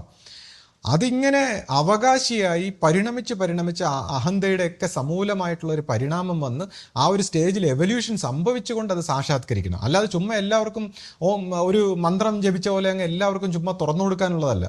അതതിൻ്റെ ശരിയായ രീതിയിൽ എളിമയോടെ കുമ്പിട്ട് വിനയപ്പെട്ട് ഭക്തിയിലൂടെ ആ ഒരു പരിണാമം വരണം. അപ്പോൾ അങ്ങനെ ഒരു പരിണാമം വരാനാണ് ഇങ്ങനെ ഒരു ഗുരു എന്ന് പറയുന്ന ഒരു സ്വഭാവം, അല്ലെങ്കിൽ ഗുരുമാർഗം എന്ന് പറയുന്ന ഒരു സ്വഭാവം. അവിടെ തന്നെ ഈ വാക്ക് പറഞ്ഞുകൊണ്ട് ഓരോ അൺകോൺഷ്യസ് ലെയറും പൊളിക്കാൻ കഴിയുന്ന ഒരു ഗുരു. അതായത് ഒരാളുടെ അടുത്ത് പാണ്ഡിത്യമോ അറിവോ മറ്റു കാര്യങ്ങളൊന്നും അല്ല, അതെല്ലാം ഗുരു, നമ്മുടെ ഫൗണ്ടർ ഗുരു പറഞ്ഞു വെച്ചിട്ടുണ്ട്. ഇത് നിത്യവൃത്തിയിൽ നമ്മൾ പ്രവർത്തിക്കുമ്പോൾ ഒരു വാക്ക് പറഞ്ഞുകൊണ്ട് അവൻ്റെ അൺകോൺഷ്യസ് തലങ്ങളെ കടത്തിക്കൊണ്ട് പോകാനുള്ള ഒരു ഗുരുമാർഗം. അപ്പോൾ അങ്ങനെയുള്ളൊരു ഗുരുമാർഗത്തിന് എത്രത്തോളം മഹിമയോടെ, എത്രത്തോളം സീരിയസ് ആയിട്ട് കണ്ട് അതിനെ വണങ്ങി നമ്മൾ എടുത്താൽ നമുക്ക് അതിൻ്റെ പ്രയോജനം എന്താണെന്ന് ഞാൻ പറയുമ്പോൾ അത് പലർക്കും മനസ്സിലാവുന്നില്ല. അപ്പം പലരും ഇപ്പോഴും അവനവൻ്റെ ഇഷ്ടത്തിനനുസരിച്ച് അവനവൻ്റെ സ്വഭാവത്തിലൊക്കെ ഒരു ആരാധനാ സ്വഭാവവും അതെല്ലാം അവരവരുടെ തലത്തോളം അത് അവരെ എത്തിക്കും. പക്ഷേ അതിൻ്റെ അപ്പുറത്തേക്കുള്ള സത്യത്തിലേക്ക് എത്തിക്കാൻ എന്താണ് ഒരു വഴി എന്നുള്ള ഒരു അർത്ഥത്തിലാണ് ഞാനിത് പറയുന്നത്. അപ്പോൾ അത് പലർക്കും ഈ പറഞ്ഞ പോലെ ആ സമ്പൂർണ്ണമായിട്ടുള്ള ആ ഒരു സ്വഭാവത്തിൽ അതിനെ എടുക്കാൻ കഴിഞ്ഞിട്ടില്ല എന്ന് പലപ്പോഴും എനിക്കൊരു അനുഭവ സ്വഭാവത്തിൽ അല്ലെങ്കിൽ ചില സാഹചര്യങ്ങളിൽ അത് മനസ്സിലാക്കിയതുകൊണ്ട് ഞാനത് പലപ്പോഴും പറയുന്നു. ഇപ്പോൾ നമ്മുടെ ഫൗണ്ടർ ഗുരുവിൻ്റെ കാലഘട്ടത്തിൽ പോലും ഗുരുവിനെക്കുറിച്ച് അനേക ഗുരുക്കന്മാർ ദർശനം തന്ന് ഈ ഗുരുവിൻ്റെ മഹിമ എന്താണെന്ന് മറ്റുള്ളവർക്കും കൂടി പറഞ്ഞു കൊടുക്കണമെന്ന് അന്നത്തെ ശിഷ്യന്മാർക്ക് ദർശനത്തിലൂടെ പറഞ്ഞതിൽ നിന്നാണ് ഗുരുവിൻ്റെ വലിപ്പം മറ്റുള്ളവർ മനസ്സിലാക്കിയത്. അതുപോലെ ഇപ്പോൾ അഭിവന്ദ്യ ശിഷ്യഭൂതിയെക്കുറിച്ചും ഇപ്പോൾ എന്നെ സംബന്ധിച്ച് എൻ്റെ മനസ്സിൽ ഈ പറയുന്ന പല സ്വഭാവത്തിലുള്ള ഗുരുക്കന്മാരുടെ നമ്മുടെ ഗുരുവിലൂടെയൊക്കെ കിട്ടിയിട്ടുള്ള അറിയിപ്പുകൾ, ആ അറിയിപ്പ് ഇങ്ങനെ പറഞ്ഞു കൊടുക്കണമെന്നുള്ളൊരു സാഹചര്യം, അങ്ങനെ ഒരു അനുഭവം വന്നപ്പോൾ നമ്മളത് ഷെയർ ചെയ്യുകയാണ് ചെയ്യുന്നത്. അല്ലാതെ ഇപ്പോൾ ഈ പറഞ്ഞവർക്ക് എന്തെങ്കിലും ഒരു പേഴ്സണൽ കാര്യമോ അല്ലെങ്കിൽ ഒരു പേഴ്സണൽ റിലേഷൻഷിപ്പോ അല്ലെങ്കിൽ ഒരു ഭാവത്തെക്കുറിച്ചോ അല്ല. ഗുരു തുറന്നു വെച്ച, ഇപ്പൊ ശിഷ്യപൂജിത എന്ന് പറയുന്ന രീതിയിൽ ഗുരു തുറന്നു വെച്ച ഒരു വാതിലിനെ കുറിച്ച്, ഗുരുവാകുന്ന ഒരു മാർഗത്തെക്കുറിച്ചാണ് ഞാൻ ഇത്രയും ഇമ്പോർട്ടൻസോടുകൂടി സംസാരിക്കുന്നത്. അപ്പോൾ അത് ആ അർത്ഥത്തിൽ മനസ്സിലാക്കി എടുക്കണം. അങ്ങനെ മനസ്സിലാക്കി എടുത്ത് പ്രവർത്തിച്ച് വരുമ്പോൾ ഉണ്ടാകുന്ന ഒരു മാറ്റത്തെക്കുറിച്ചാണ് ഞാൻ എപ്പോഴും സീരിയസ് ആയിട്ട് പറയാറുള്ളത്. അത് പഴയ ആൾക്കാരോടാണ് ഇത്രയും കാലവും ഞാൻ സംസാരിച്ചത്. യഥാർത്ഥത്തിൽ പഴയ ആൾക്കാർക്ക് വേണ്ടി, നമ്മുടെ പഴയ സമൂഹത്തിൽ വന്നുപോയിട്ടുള്ള ഒരു മിസ്റ്റേക്ക് തിരുത്താൻ വേണ്ടി മാത്രമാണ് സത്യം പറഞ്ഞാൽ ഞാൻ ഇത്രയും കാലം സംസാരിച്ചിട്ടുള്ളത്. അപ്പോൾ ഈ പഴയ സ്വഭാവത്തിലുള്ളവരെല്ലാം ചിലപ്പോൾ പുതിയ തലമുറയിലുള്ളവരുടെ പ്രവർത്തനങ്ങളോ അല്ലെങ്കിൽ മനുഷ്യ സഹജമായ കുറവുകളോ ഇതെല്ലാം വെച്ചിട്ടാണ് ഇതിനെ ഗുരുമാർഗത്തെ വിലയിരുത്തുന്നത്. ഇപ്പോൾ മനുഷ്യ സഹജമായി ഗുരു ചരിത്രമുണ്ടായിരുന്ന കാലഘട്ടത്തിലുള്ള വ്യക്തിത്വങ്ങളാവട്ടെ, ഇപ്പോൾ പുതിയ തലമുറയിൽ നമ്മുടെ അടുത്ത ജനറേഷൻ, ഞാൻ ഉൾപ്പെടെയുള്ള അന്നത്തെ തലമുറയെ സംബന്ധിച്ച് കുറച്ച് എൻ്റെ അച്ഛനും അമ്മയും ആ കാലഘട്ടം വരെയുള്ള ഒരു തലമുറ എന്ന് പറയുമ്പോൾ അവർ കുറച്ചുകൂടെ സത്യമുള്ള, ഹാർഡ് വർക്ക് ചെയ്തിരുന്ന, ത്യാഗപ്പെട്ട് ജീവിച്ച് വളർന്നു വന്നിട്ടുള്ള ഒരു തലമുറ. അവർക്ക് എന്താണ്, അറിവിൻ്റെ സ്വഭാവത്തിൽ അവർ പഴയ ഒരു സംസ്കാരത്തിലാണെങ്കിൽ അടുത്ത ജനറേഷൻ ആയപ്പോൾ അറിവിൻ്റെ സ്വഭാവത്തിൽ ഉയർന്ന ഒരു തലമുറ തന്നെയാണ്. പക്ഷേ ഈ ത്യാഗ സ്വഭാവം മറ്റൊന്നും ഇല്ലാതെ കുറച്ച് യൂസ്ലെസ് ആയിട്ടുള്ള ഒരു ക്യാരക്ടറായിട്ടുള്ളൊരു വശം ഈ പുതിയ തലമുറയിലുണ്ട്. അപ്പോൾ അവർ ആ ത്യാഗ സ്വഭാവത്തിലും ആ കർമ്മശേഷിയിലും ഒക്കെ വളർന്നു വരുമ്പോൾ മാത്രമേ അതിൻ്റെ വ്യത്യാസം ഉണ്ടാവൂ. അപ്പോൾ നമ്മുടെ ഈ ഓരോ കാലഘട്ടത്തിലുള്ള തലമുറയുടെ സ്വഭാവം അനുസരിച്ചാണ് ഈ ഗുരുമാർഗത്തിലുള്ള പ്രവൃത്തികളും റിഫ്ലക്റ്റ് ആവുന്നത്. അപ്പോൾ ഗുരുവിനെ കറക്റ്റായിട്ട് അനുസരിച്ച് വരുന്ന ഒരു ശിഷ്യ സമൂഹത്തെക്കുറിച്ച് അവരുടെ പരിണാമം ഒരു പ്രത്യേക രീതിയിൽ, ഇനി ഗുരുവിനെ അനുസരിക്കാതിരുന്നാലും ആ ശിഷ്യ സമൂഹത്തിലും ഗുരുവിൻ്റെ പ്രവർത്തനം നടക്കും, നെഗറ്റീവായിട്ടാണെങ്കിലും. അതായത് തടസ്സങ്ങളും ബുദ്ധിമുട്ടുകളും ദോഷങ്ങളുമായിട്ട് വരുന്നതും ഗുരുവിൻ്റെ പ്രവർത്തനം തന്നെയാണ്. കാരണം നേരായ രീതിയിൽ, നല്ല രീതിയിൽ പറഞ്ഞാൽ അനുസരിക്കാത്തവരെ സംബന്ധിച്ച് അതിൻ്റെ തെറ്റായ രീതിയിലും ഗുരുവിന് പ്രവർത്തിപ്പിക്കാൻ അറിയാം. അനുസരിക്കാത്തവരെയും പ്രവർത്തിപ്പിക്കാൻ ഗുരുവിനറിയാം. അത് അതിൻ്റെ നെഗറ്റീവായിട്ടുള്ള അനുഭവങ്ങളിലൂടെ ആയിരിക്കുമെന്ന് മാത്രമേ ഉള്ളൂ. അപ്പോൾ ഏതായാലും ഈ കഴിഞ്ഞുപോയിട്ടുള്ള ഈ കാര്യങ്ങളെ അല്ലെങ്കിൽ ഇപ്പോൾ നടക്കുന്ന മനുഷ്യൻ്റെ സ്വഭാവ ദൂഷ്യങ്ങളെയും അല്ലെങ്കിൽ മനുഷ്യൻ്റെ പ്രവർത്തനങ്ങളോ അതിൻ്റെ കുറവുകളോ നന്മയോ തിന്മയോ ഒക്കെ വിലയിരുത്തി കൊണ്ട് ഒരു ഗുരുവിനെ വിലയിരുത്താൻ കഴിയില്ല. അവിടെയൊക്കെ നമുക്കൊരു മിസ്റ്റേക്ക് സംഭവിച്ചു എന്നുള്ള കാര്യം ഓരോരുത്തരും തിരിച്ചറിഞ്ഞ് അതിനെ മനസ്സിലാക്കി തിരുത്തിയെടുക്കാനുള്ള ഒരു അവസരമാണ് ഗുരു തന്നേക്കുന്നതെന്നോ എല്ലാവരും ആലോചിക്കുക. ഇപ്പോൾ ഈ പറയുന്ന വ്യക്തിയായിട്ടുള്ള, ഇപ്പോൾ എനിക്കൊന്നും എൻ്റെ കാര്യം പറയുമ്പോൾ, ഇപ്പം നമ്മളൊരു ലൈറ്റ് നമുക്ക് കാണിച്ചു തന്ന ഒരു ലൈറ്റിൻ്റെ ഭാഷ ഈ സമയത്ത് ഇവിടെ ഇരിക്കുമ്പോൾ സംസാരിക്കുന്നതെന്നോ അതൊഴിച്ചാൽ നമ്മൾ ഉൾപ്പെടെയുള്ള ആൾക്കാരുടെ, വ്യക്തികളുടെ ഈ ബയോളജിക്കൽ ശരീര മനസ്സുകൾക്ക് എൻ്റെ പിതൃക്കളും എൻ്റെ വാസനയും സംസ്കാരവും ഒക്കെ ആയിട്ട് ബന്ധപ്പെട്ടുള്ള എല്ലാ കുറവുകളും കുഴപ്പങ്ങളും ഒക്കെ ഉണ്ട്. പക്ഷേ നമ്മളിപ്പോൾ സംസാരിക്കുന്നത് ആ ലൈറ്റ് കാണിച്ചു തരുന്ന ഒരു വിഷയമാണ് നമ്മൾ സംസാരിക്കുന്നത്. അപ്പോൾ അതിൽ നിന്ന് എന്തെങ്കിലും നന്മയുണ്ടെങ്കിൽ അല്ലെങ്കിൽ ഒരു സത്യത്തിൻ്റെ വശമുണ്ടെങ്കിൽ എടുത്ത് അതിനെ ഉൾക്കൊണ്ടുകൊണ്ട് ഓരോരുത്തർക്കും തിരുത്താൻ ദൈവമായിട്ട് കാണിച്ചു തന്നൊരു അവസരമായിട്ട് കാണുക. അപ്പോൾ ഇനി അങ്ങോട്ട് ഞാൻ വിചാരിക്കുന്ന ആശയോട് ഞാൻ കഴിഞ്ഞ ദിവസം സംസാരിച്ചു, നമ്മളിനി പുതിയ തലമുറയോട് അല്ലെങ്കിൽ പുതിയ ആൾക്കാരോടൊക്കെ സംസാരിക്കുന്ന രീതിയിൽ എന്തെങ്കിലുമൊക്കെ വീഡിയോസ് എടുക്കാം എന്നൊക്കെ ഞാനിങ്ങനെ ആശയോട് പറയുണ്ടായി. അപ്പോൾ തന്നെ നമ്മുടെ പഴയ ആൾക്കാരൊക്കെ ഇനി ഞാൻ വേറൊരു ശൈലിയിലെടുത്താൽ അല്ലെങ്കിൽ മോഡേൺ ആയിട്ടുള്ള എന്തെങ്കിലും രീതിയിലൊക്കെ പോയാൽ ഇനി അതിനെ കുറ്റം പറയാനൊന്നും നിൽക്കരുത്. കാരണം പഴയ ആൾക്കാരോട് പറയാനുള്ളതൊക്കെ ഞാൻ പറഞ്ഞു കഴിഞ്ഞു. പിന്നെ പുതിയ സമൂഹത്തോട് സംസാരിക്കുമ്പോൾ ചിലപ്പോൾ നമുക്ക് നാലുക്കൊപ്പം അല്ലെങ്കിൽ പുതിയ പുതിയ കാര്യങ്ങൾ അംഗീകരിക്കേണ്ടി വരും. അല്ലെങ്കിൽ എന്താണ് ഇപ്പോൾ ഗുരുവിൻ്റെ ആശയം എന്ന് പറയുമ്പോൾ ആ ദൈവികമായ ഒരു തലത്തിൽ നിന്നുള്ളൊരു സത്യത്തിൻ്റെ വശമാണ്. അല്ലാതെ ഇതൊരു മതസ്വഭാവത്തിലോ അല്ലെങ്കിൽ മറ്റെന്തെങ്കിലും സ്പിരിച്വാലിറ്റിയോ എന്നുള്ളതിനേക്കാൾ ആ ദൈവധർമ്മം കാലത്തിന് യോജിച്ച ഓരോ യുഗത്തിനും യോജിച്ച രീതിയിലുള്ള ഒരു ദൈവികമായ ധർമ്മം നടപ്പാവണം എന്നുള്ള അർത്ഥത്തിലുള്ളൊരു മെസ്സേജാണ് ഗുരുവിന് കൊടുക്കാനുള്ളത്. അപ്പോൾ ആ മെസ്സേജ് നമ്മൾ സംസാരിക്കുമ്പോൾ, പുതിയ തലമുറയോടൊക്കെ സംസാരിക്കുമ്പോൾ അതിൻ്റേതായ രീതിയിൽ നമുക്ക് വിട്ടുവീഴ്ച ചെയ്യേണ്ടി വരും.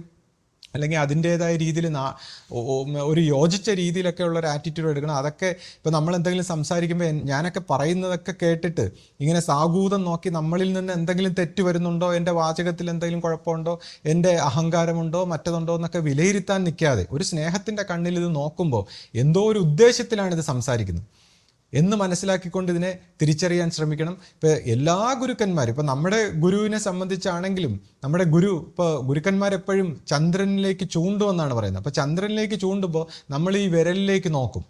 അപ്പോൾ ഗുരുവാണികളിലൂടെയൊക്കെ നമ്മൾ പഠിച്ചു വെച്ചേക്കുന്ന നമ്മൾ ഈ വിരലിലാണ് നോക്കുന്നത്. പക്ഷെ ഗുരു ചൂണ്ടുന്നത് ചന്ദ്രനിലേക്കാണ്. എന്തിനാണ് ഈ സംസാരിച്ചിരിക്കുന്നത്? ഗുരു ഇത്രയും സംസാരിച്ചിരിക്കുന്നത് എന്തിനാണ്? അത് ഗുരുവിൻ്റെ വിരലിൽ നോക്കിയാൽ കാണാൻ പറ്റില്ല, അല്ലെങ്കിൽ ഗുരു സംസാരിച്ച വാക്കുകളിൽ നോക്കിയാൽ കാണാൻ പറ്റില്ല. എന്തിനാണ് സംസാരിച്ചത്? അത് ചൂണ്ടുന്ന ഡയറക്ഷനിലേക്ക് നോക്കിയാൽ മാത്രമേ കാണാൻ പറ്റൂ. അപ്പം ആ രീതിയിലാണ് നമ്മൾ കാര്യങ്ങളെ മനസ്സിലാക്കേണ്ടത്. ആത്മീയമായ കാര്യങ്ങൾ നമ്മൾ എന്ത് പറയുന്നു, പ്രവർത്തിക്കുന്നു, ചെയ്യുന്നു എന്നുള്ളതല്ല, എന്തിനു വേണ്ടിയാണ് ഇത് ചെയ്യുന്നത് എന്ന് മനസ്സിലാക്കി. ഇപ്പം ഞാൻ പോലും പ്രവർത്തിക്കാൻ പോണ കാര്യങ്ങളൊക്കെ കണ്ടിട്ട് അത് എന്തിനാണ് സംസാരിക്കുന്നതെന്നൊന്നും വിലയിരുത്തി നമ്മളെ ജഡ്ജ് ചെയ്തൊക്കെ മാറ്റാതെ എന്തിനോ ഒരു നല്ല ഉദ്ദേശത്തിന് വേണ്ടിയാണ് സംസാരിക്കുന്നതെന്ന് എല്ലാവരും തിരിച്ചറിയണം. അപ്പോൾ എല്ലാവർക്കും ആ തിരിച്ചറിവിലേക്ക് വളരാനുള്ള ഒരു ഭാഗ്യം ഉണ്ടാകട്ടെ എന്ന് ഗുരുവിനോട് പ്രാർത്ഥിച്ചുകൊണ്ട് നിർത്തുന്നു. സദ്ഗുരുവേ ശരണം. സദ്ഗുരുവേ ശരണം.